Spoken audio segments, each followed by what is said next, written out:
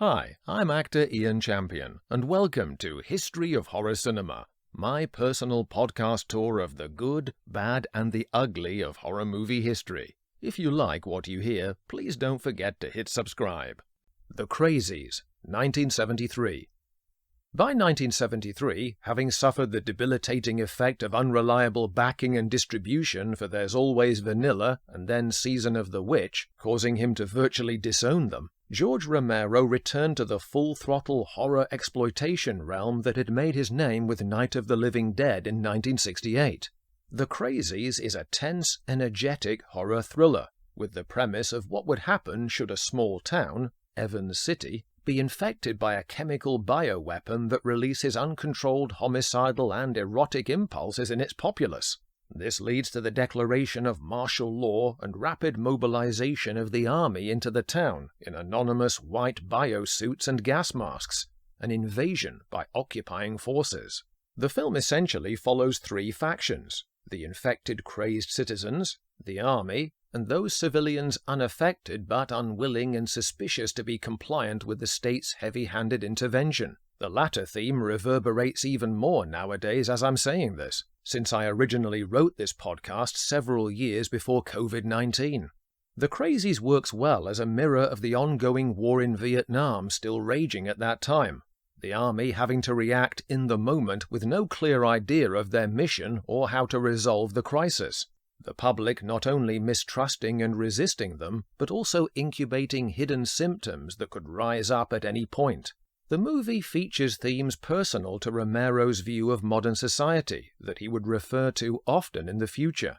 The Crazies features no single crusading hero, as 1980s films would capitalize on later.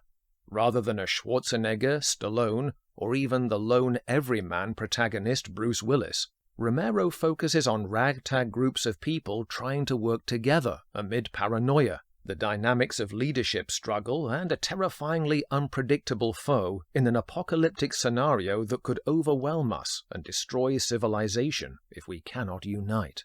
The story's genesis was the first 10 pages of The Mad People, a script written by a friend of the team, Paul McCulloch. The idea of a released bioweapon resulting in regional quarantine and the imposition of the army was enough for Romero to make it a springboard for his own take.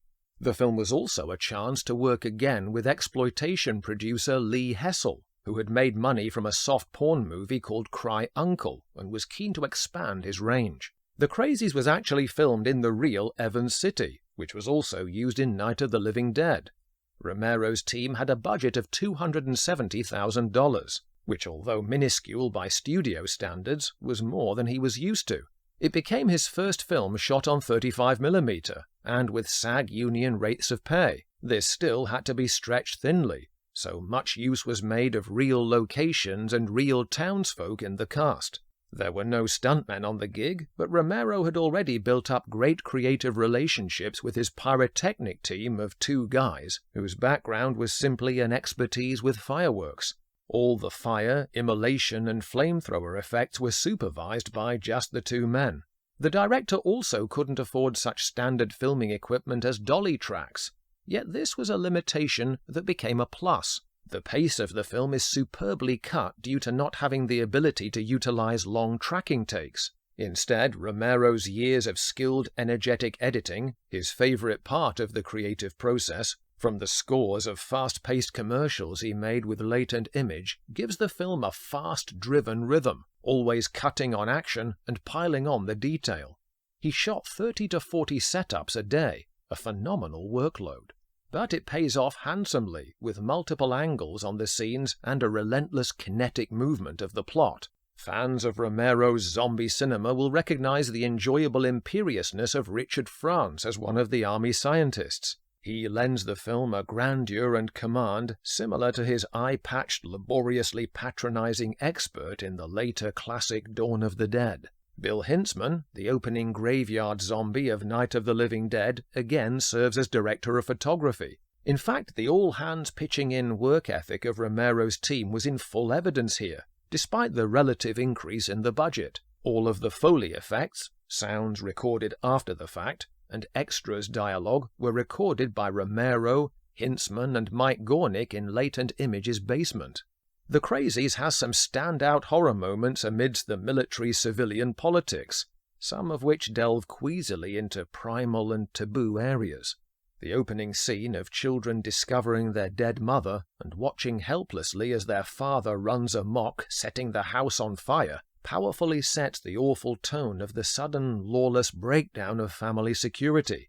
There's a chillingly serene granny stabbing a soldier to death with her knitting needle. Is no one safe from the corrupting corrosiveness of this water-carried infection?